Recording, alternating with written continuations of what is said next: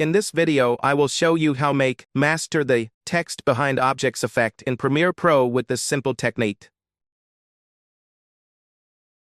First, drag your video onto the timeline.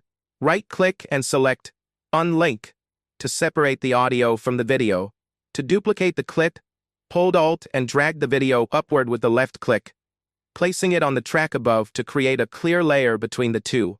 Now, select the top video clip and choose the Object Mask tool.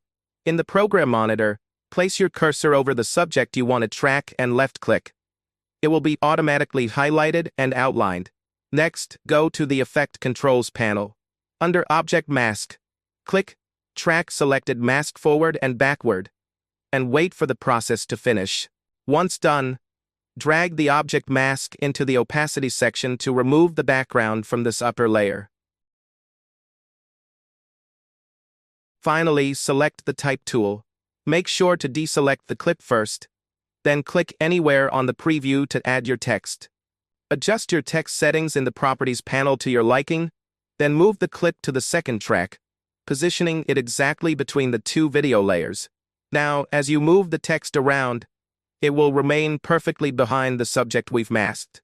Once you've positioned your clip and previewed the final result, you'll see that professional look in action.